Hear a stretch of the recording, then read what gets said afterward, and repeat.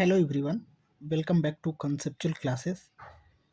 आज देखिए हम लोग इकोनॉमिक एनसीईआरटी का हमारा जो सीरीज चल रहा है उसमें आप देखेंगे कि इकोनॉमी क्लास 11th का जो है उसका लेक्चर 1 हम लोगों ने कंप्लीट कर लिया था। ठीक है, लेक्चर 1 के बेसिस पे जो भी एमसीक्यू होगा वो कल हम लोग लेकर आएंगे।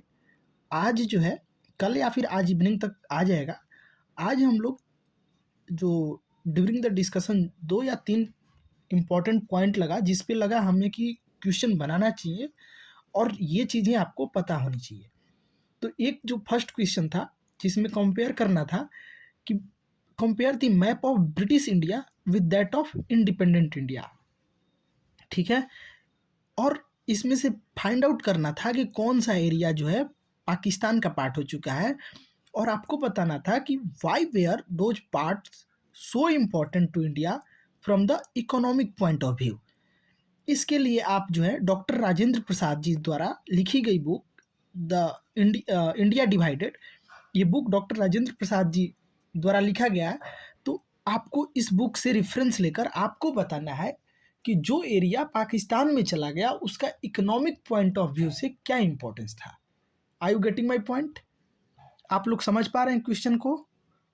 तो क्वेश्चन बेसिकली ये था कि जो पार्ट पाकिस्तान में चला गया उसका हम लोगों को इकोनॉमिक पॉइंट ऑफ व्यू से क्या इंपॉर्टेंस है इसको एनालाइज करना था। और ये क्वेश्चन लग रहा होगा एक बार के लिए आपको कि ये क्वेश्चन जस्ट एक नॉर्मल क्वेश्चन है, लेकिन ये चीज़ें अगर आपको पता होगी तो आप जो पोस्ट इंडिपेंडेंस का जो क्वेश्चन आता है उसमें आप इसको मेंशन कर सकते हैं। आप जो है इकोनॉमी का कोई भी क्वेश्चन स्टार्ट करने से पहले एज ए इंट्रोडक्शन यूज कर सकते हैं।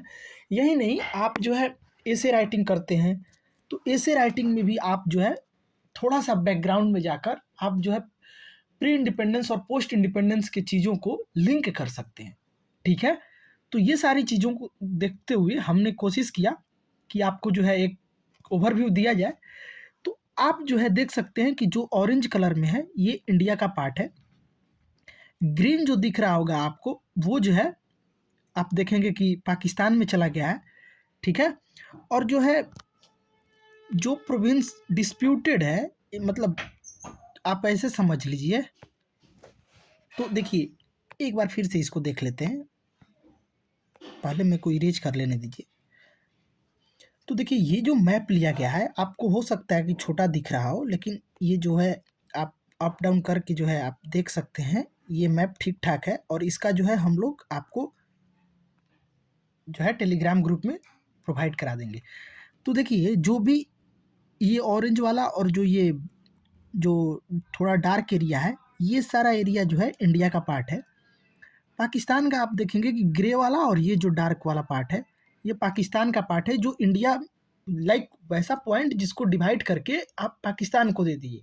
जैसे ये पूरा पंजाब हुआ करता था, आप देखेंगे तो ये पूरा जो है पंजाब हुआ करता था, जिसमें आप देखेंगे कि आधा पंजाब जो है पाकिस्तान को दे दिया गया है और आधा जो है इंडिया के पास है। उसी तरह आप यहाँ देखेंगे कि ये पूरा बंगाल हुआ करता था। तो इसमें से जो है आप देखेंगे कि एक सेकेंड, आप देखेंगे कि इसमें से आधा एरिया जो है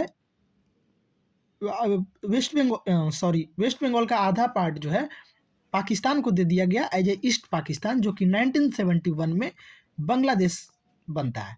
ठीक है, अब ये जो लाइन आपको दिख रहा है, ये जो ब्लैक डार्क ब्लैक लाइन दिख रहा है ये रेड क्लिफ लाइन है। रेड क्लिफ लाइन क्या करता है, इंडिया और पाकिस्तान को सेपरेट करता है। ठीक है, क्लियर हो गया इतना? तो आपको एक ओवरव्यू लग गया होगा कि इस मैप में कौन सा कलर कोड किसके लिए यूज किया गया है। और अगर स्पेसिफिक बात करें तो आपको एक और कलर दिख रहा होगा, ये कलर 3-4 जगह जो दिख रहा है आपको, तो ये वैसे प्रोविंस थे, लार्ज प्रिंसली स्टेट, जो कि मतलब किसी भी कंट्री में जाने के लिए तैयार नहीं थे इंडिपेंडेंस के टाइम। बाद में क्या हुआ, ऑपरेशन पोलो के तहत कैसे हैदराबाद को जो है रेफरेंडम के माध्यम से मर्ज कराया गया इंडिया में, इसका भी एक वास्ट हिस्ट्री है जो कि हम लोग कभी बाद में देखेंगे। उसके बाद आप देखेंगे कश्मीर के साथ कैसे राजा हरि सिंह जी थे, क्या कुछ हुआ वो सारी चीज़ें। उसी तरह एक कलात था जो पाकिस्तान के द्वारा एनेक्स्ट किया गया, वही जो है आप देखेंगे कि वो भी जो है तैयार नहीं था किसी भी प्रोविंस में मर्ज होने के लिए। तो एक ये ओवरव्यू हो गया। Now coming to the main question, हम लोग अपने जो क्वेश्चन जो हम लोगों को डिस्कस करना है उसको देखते हैं। तो हम लोगों को इंडिया डिवाइडेड का रेफरेंस लेते हुए ये डिस्कस करना है कि जो पार्ट पाकिस्तान को चला गया उसका इकोनॉमिक पॉइंट ऑफ व्यू से क्या इंपॉर्टेंस था। ठीक है, तो अब देखिए यहाँ पे एक आपको सिक्किम भी दिख रहा होगा जो 1975 में आ गया। तो चलिए देखते हैं कि पहले कौन कौन सा पार्ट जो है पाकिस्तान को चला गया। आप देखेंगे कि जब इंडिया पार्टीशन होता है 1947 में, तो two region of British India were separated to form Pakistan. दो रीजन को सेपरेट किया जाता है, एक को बोला जाता है वेस्ट पाकिस्तान और एक को बोला जाता है ईस्ट पाकिस्तान। पाकिस्तान क्यों नाम पड़ा उसका, और सबसे पहले जो है पाकिस्तान वर्ड का लाइक यू कैन से कि पाकिस्तान वर्ड सबसे पहले कौन बोला था कि एक सेपरेट कंट्री होना चाहिए पाकिस्तान का। आपको हिंट देता हूँ मैं, वो लंदन के कॉलेज में एक स्टूडेंट था जिसने डिस्ट्रिक्ट वाइज कुछ सिंगल वर्ड लेकर फर्स्ट वर्ड कुछ क्रिएट किया था। ऐसे ये जो है आप देख एज ए रेफरेंस यूज कर सकते हैं। कमेंट सेक्शन में आपको बताना है कि उस व्यक्ति का क्या नाम था जिसने सबसे पहले प्रथम बार पाकिस्तान वर्ड का जो है यूज किया था, और यू कैन से कि पाकिस्तान वर्ड बोला था। ठीक है, तो ये चीज़ें आप लोग जाकर देख सकते हैं। तो वेस्ट पाकिस्तान में कौन कौन पार्ट गया, तो पंजाब चला गया, सिंध चला गया, बालूचिस्तान चला गया, उसके बाद नॉर्थ वेस्ट फ्रंटियर प्रोविंस। एक और क्वेश्चन बनता है कि यहाँ जो नॉर्थ वेस्ट फ्रंटियर प्रोविंस था, इसके एक लीडर हुआ करते थे जो कांग्रेस में रहते थे, जिनको कि आप यू समझिए कि जिनको कि गांधी भी बोला जाता था। ठीक है, गांधी भी बोला जाता था।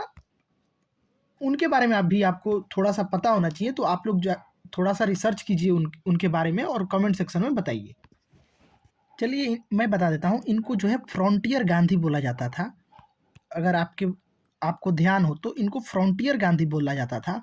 और ये जो है सेम गांधी जी के फिलॉसफी पे वर्क करते थे। जैसे हम लोग सुभाष चंद्र बोस जी और गांधी जी का जो हम लोगों ने आइडियोलॉजिकल डिफरेंसेस देखा था, उस पर एक सेपरेट वीडियो भी बना है। तो अगर आप लोग नहीं देखे हैं तो वहाँ जाकर दोनों के अप्रोच को समझ सकते हैं कि दोनों में क्या डिफरेंसेस था। Both were the freedom fighters, दोनों का गोल सेम था, किसी तरह देश को आज़ादी मिले, लेकिन दोनों का स्ट्रेटजी क्या था, इसके बीच हम लोग कंपैरिजन किए हैं। तो आप वहाँ जाकर देख सकते हैं। और ये पास्ट ईयर यूपीएससी का पीवाईक्यू है, मेंस का क्वेश्चन है, तो ये तो एटलीस्ट हम लोगों को पता होना चाहिए।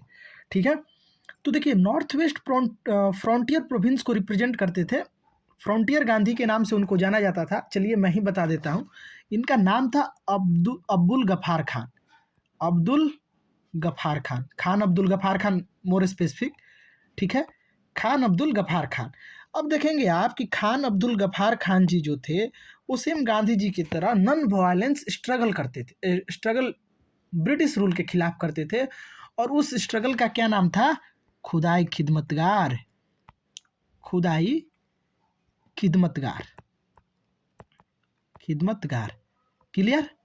तो खुदाई खिदमतगार जो था वो पश्तून पीपल का जो था एक यू कैन से कि रेसिस्टेंस था, एक विरोध प्रदर्शन था, एक विरोध मूवमेंट था ब्रिटिश रूल के खिलाफ। अगर आपको पता हो तो नॉर्थ वेस्ट फ्रंटियर प्रोविंस जो था आज के डेट में, प्रेजेंट डे में, उसका क्या नाम है, तो आप सुने होंगे, अक्सर ये न्यूज में भी रहता है। तो इसको खैबर पख्तूनवा, आई थिंक खैबर पख्तूनवा इसको बोलते हैं। तो इसको आप ध्यान में रख सकते हैं। ठीक है, खैबर पख्तूनवा। ठीक है, तो खान अब्दुल गफार खान जी को क्या बोला जाता था, फ्रंटियर गांधी। ये आइडिया लग गया आपको। उसके बाद खुदाई खिदमतगार जो मूवमेंट है उसको इन्होंने लीड किया था। और अगर इनके बारे में थोड़ा सा देखें तो आप देखेंगे कि रेड शर्ट मूवमेंट भी इसको बोला जाता था। खुदाई खिदमतगार मूवमेंट जो था उसको रेड शर्ट मूवमेंट बोला जाता था। और ये जो है गांधी जी से काफ़ी क्लोजली एसोसिएटेड थे, and that's why he believed in philosophy of अहिंसा, यानी कि नॉन वायलेंस में ये भी बिलीव करते थे। ठीक है, जब इंडिपेंडेंस की बात आती है तो जब बोला जाता है कि कौन लोग कहाँ रहेंगे, तो ये जो थे खान अब्दुल गफार खान, ये एक प्रोमिनेंट लीडर थे पाकिस्तान, मुस्लिम प्रोमिनेंट लीडर थे जो चाहते थे कि पाकिस्तान का बंटवारा ना हो और हम लोग India as a unite India रहें, ठीक है। तो बाद में आप देखेंगे कि 1987 में, ध्यान रखिएगा ये बहुत ही इंपॉर्टेंट पॉइंट है, 1987 में खान अब्दुल गफ्फार खान जी को भारत रत्न दिया जाता है। यही नहीं, इनको नोबेल पीस प्राइज के लिए भी 1985 में रिकमेंड किया जाता है, नॉमिनेट किया जाता है, ठीक है। तो समझिए इस इंसान की इंपॉर्टेंस को, समझिए कि एज अ पाकिस्तानी होते हुए इनको भारत रत्न दिया जाता है 1987 में। ये बहुत ही इंपॉर्टेंट पॉइंट है, कभी भी आपसे पूछा जा सकता है। और अप्रॉक्स 99% लोग इसको गलत भी कर कर आएंगे, क्योंकि किसी को लग ही नहीं सकता है कि इंडिया जो है किसी पाकिस्तानी को भी भारत रत्न दे सकता है। तो 1987 में खान अब्दुल गफ्फार खान जी को भारत रत्न दिया जाता है। ये बात आपके माइंड में पूरी तरह से बैठ जानी चाहिए, ठीक है। और 1985 की बात कर लें तो 1985 में इनको जो है 1985 में इनको क्या किया जाता है, नॉमिनेट किया जाता है किसके लिए, 1985 में इनको नॉमिनेट किया जाता है पीस प्राइज के लिए, नोबेल पीस प्राइज के लिए नॉमिनेट किया जाता है, ठीक है। इनका जो है ना एक फेमस कोट हुआ करता था, ठीक है। उनका इनका कहना था कि there is nothing surprising in a Muslim और a Pathan like me subscribing to the creed of non violence, ठीक है। तो जो ये नॉन वायलेंस का जो क्रीड था इनको, वही ये बता रहे थे कि ऐसा कोई सरप्राइजिंग नहीं है कि मुस्लिम और पठान में कोई सरप्राइजिंग नहीं है, जैसे कि वो एक मुस्लिम होते हुए नॉन वायलेंस को सब्सक्राइब कर रहे हैं, नॉन वायलेंस को सपोर्ट कर रहे हैं, ठीक है। तो इतना इन्फॉर्मेशन सफिशियंट है खान अब्दुल गफ्फार खान जी के बारे में। एक बार अगर क्विक रिवीजन कर लें तो ये रिप्रेजेंट करते थे frontier, north west frontier province को, और इनको फ्रंटियर गांधी भी कहा जाता था। गांधी जी के साथ क्लोज एसोसिएटेड थे, और यू कैन से कि ये भी जो है अहिंसा को फॉलो करते थे, प्रिंसिपल ऑफ और फिलॉसफी ऑफ नॉन वायलेंस को, फिलॉसफी ऑफ अहिंसा को फॉलो करते थे, ठीक है। उसके बाद आप देखेंगे कि ये जो है एक मूवमेंट रेज करते हैं अगेंस्ट ब्रिटिश रूल। उस मूवमेंट का क्या नाम था, खुदाई खिदमतगार या फिर red flag movement, red shirt movement, sorry, red shirt movement, ठीक है। इनका जो है ये हम लोग देख लिए कि 1987 में इनको जो है भारत रत्न दिया जाता है, और 1985 में इनको नोबेल पीस प्राइज के लिए नॉमिनेट किया जाता है, ठीक है। तो चलिए इतना इन्फॉर्मेशन सफिशियंट है आई थिंक।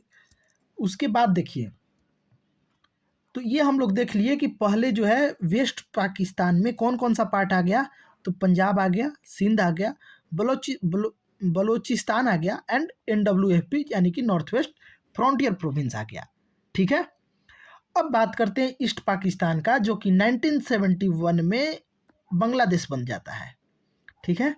यहाँ के इम्पोर्टेंस लीडर कौन थे जो हमेशा बांग्लादेश के सेपरेशन का जो है आवाज़ उठाते रहते थे, इनके जो बेटी हैं शेख हसीना, आज भी आप देखेंगे कि उनका जो है एक इम्पॉर्टेंट रोल है बांग्लादेश पॉलिटिक्स में।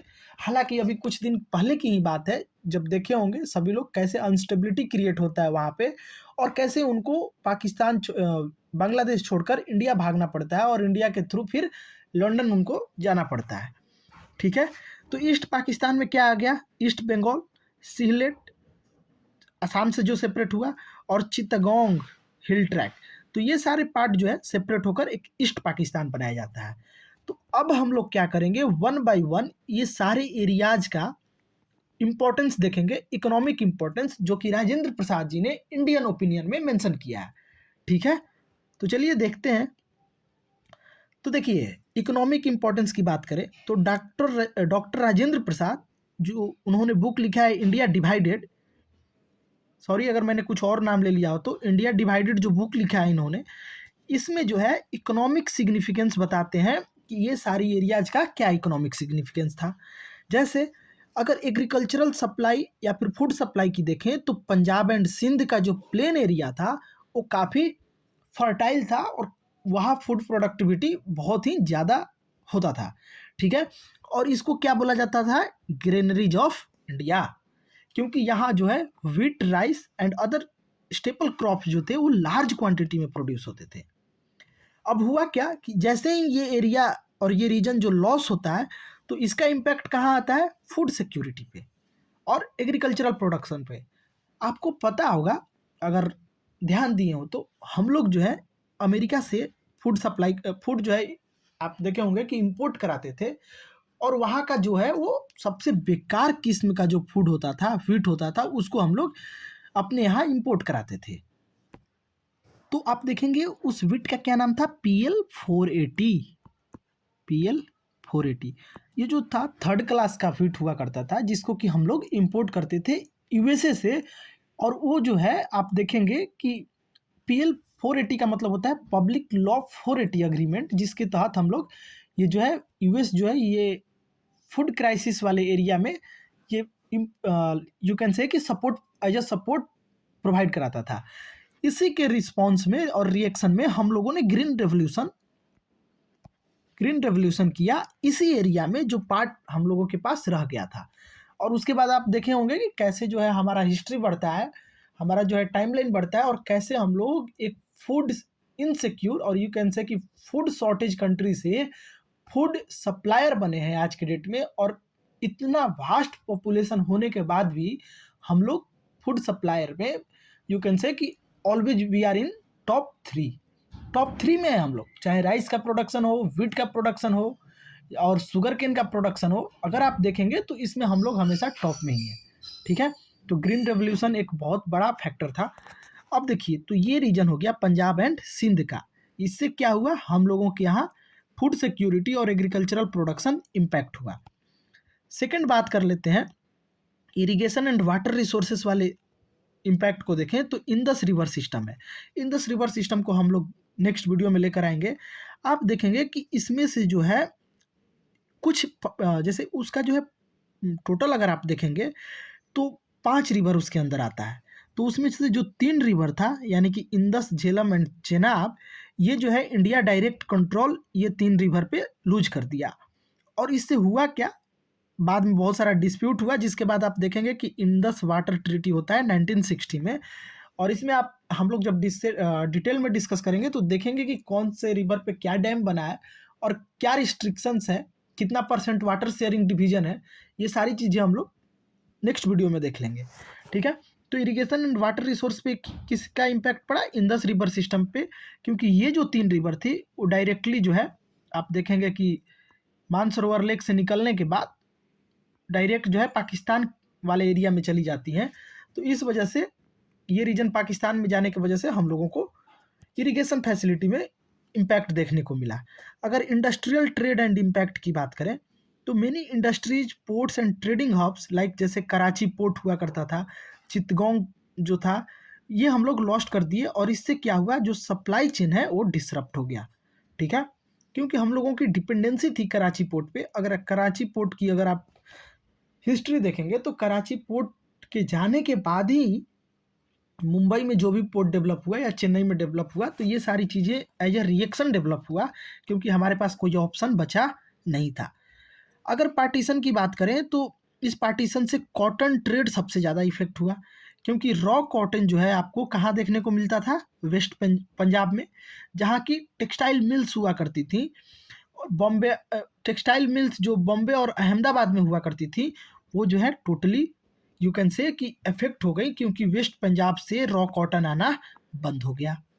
तो रॉ कॉटन कहाँ होता था, वेस्ट पंजाब में। और जो मिल्स थी बॉम्बे और अहमदाबाद में थी, तो ये इनडायरेक्टली और यू कैन से कि डायरेक्टली बहुत बड़ा इम्पैक्ट था इंडस्ट्रियल सेक्टर में। Raw material and natural resources की बात करें तो कोल और जूट प्रोडक्शन जो था बंगाल और असम रीजन में होता था, जो कि डिसरप्ट हो गया, यानी कि एरिया इफेक्ट हो गया। तो इससे क्या हुआ, टेक्सटाइल और पेपर इंडस्ट्री इफेक्ट हुआ। कोल से, चूंकि at that time coal was the only source of you can say कि एनर्जी। तो कोल का सारे जो जो भी इंडस्ट्रीज थे वो कोल पे डिपेंडेंट थे, और अगर कोल का डिसरप्शन होता है तो इनडायरेक्टली जो है सारे इंडस्ट्रीज पे इम्पैक्ट पड़ेगा ही पड़ेगा। ठीक है, उसके बाद इस पार्टीशन से क्या होता है, जूट शॉर्टेज होने लगता है इंडिया में, क्योंकि जितने भी जूट ग्रोइंग रीजन थे वो ईस्ट पाकिस्तान में चले गए, यानी कि प्रेजेंट डे आप देखेंगे बांग्लादेश में। और आज भी बांग्लादेश जो है जूट प्रोडक्शन में काफ़ी आगे है। ठीक है, तो ये चीज़ें हो गई। जबकि मिल्स जो था जूट का, ये सेम रीजन है, जैसे कि वहाँ हम लोग कोल एंड जूट का देखें वेस्ट वाला पार्ट में, उसी तरह ईस्ट पाकिस्तान में जो रॉ मटेरियल था वो ईस्ट पाकिस्तान में चला गया और जो मिल्स थे वो रिमेंड इन इंडिया, इंडिया में ही रह गए। ठीक है। अगर रेलवे एंड ट्रांसपोर्ट की बात करें तो rail network were severed, making trade and movement of goods between regions difficult. तो दोनों के बीच में जो है मूवमेंट का जो होना चाहिए वो डिफिकल्ट हो गया, क्योंकि ट्रेन का जो नेटवर्क था, रेल का जो नेटवर्क था वो सीवियर्ड हो गया। इंपॉर्टेंट ट्रेड रूट्स था north India and west Punjab Sindh, ये जो है कट ऑफ हो गया। सेपरेशन के बाद कैसा माहौल था ये सभी लोगों ने देखा ही होगा। तो मुख्य रूप से ये जो है आप इकोनॉमिक पॉइंट ऑफ व्यू से इन सारी रीजन्स का इंपॉर्टेंस समझ सकते हैं। तो मुख्य रूप से ये 5 पॉइंट आपको पता होनी चाहिए थी। तो आप ये सारा पॉइंट ध्यान में रख सकते हैं और इसको यूज कर सकते हैं लाइक मेंस आंसर राइटिंग में, या फिर जो है इसे आंसर राइटिंग में, या इकोनॉमिक क्वेश्चन लिखते समय as a comparison like before independence and after independence क्या चेंजेज आया। तो ये सारी चीज़ें आप ध्यान में रख सकते हैं। अब कंक्लूजन की बात करें तो पार्टीशन से हुआ क्या? Partition caused significant economic, agricultural and industrial setback for India. Loss of fertile land, सबसे ज़्यादा तो हम लोगों को इम्पैक्ट हुआ फर्टाइल लैंड का लॉस हुआ, क्योंकि eight that time 80 to 85% people जो है क्या थे, एग्रीकल्चरल डिपेंडेंस थे, और उनका प्रायर नीड क्या था, किसी तरह फूड इनसिक्योरिटी, यानी कि फूड सिक्योरिटी, यू कैन से फूड सिक्योरिटी को मेंटेन करना। ठीक है। तो ये सारी रीजन जाने की वजह से फूड इनसिक्योरिटी का सिचुएशन अराइज हो गया, और हम लोग फिर PL480 जो है इंपोर्ट करने लगे, कहाँ से? यूएसए से, जो कि यूएसए का सबसे थर्ड क्लास का व्हीट हुआ करता था। ठीक है। तो देखिए सबसे ज़्यादा फर्टाइल लैंड का लॉस हुआ, उसके बाद आप देखेंगे कि की इंडस्ट्रीज और वाइटल ट्रेड रूट्स जो क्रिएट किए गए थे उसमें क्या हुआ, लॉन्ग टर्म चैलेंजेस देखने को मिले। उसके बाद जो आप राजेंद्र प्रसाद जी का इंडिया डिवाइडेड बुक है, ये इम्फेसाइज करता है कि this division was not only a political division but also an economic loss affecting India's self sufficiency and economic growth. अगर ये सारी एरियाज रहती तो हो सकता था कि we will be far behind, और यू कैन से कि हम लोग जो है, चाइना जो है हम लोग से काफ़ी पीछे रहता। और क्योंकि देखिए 1980 के आसपास चाइना में जो है यू कैन से कि लिबरलाइजेशन, प्राइवेटाइजेशन जो है वहाँ शुरू होता है। ठीक है। LPG रेवोल्यूशन जो है चाइना में 1980 के आसपास आता है, और हमारे यहाँ 1990 में आता है। तो ये 10 साल का जो गैप था, आज जो है 100 साल का गैप बन चुका है। आज हमारे और चाइना में काफ़ी डिफरेंसेस है, और इवन 100 साल भी कम पड़ जाएगा, इतना फास्टली ग्रो कर रहा है चाइना।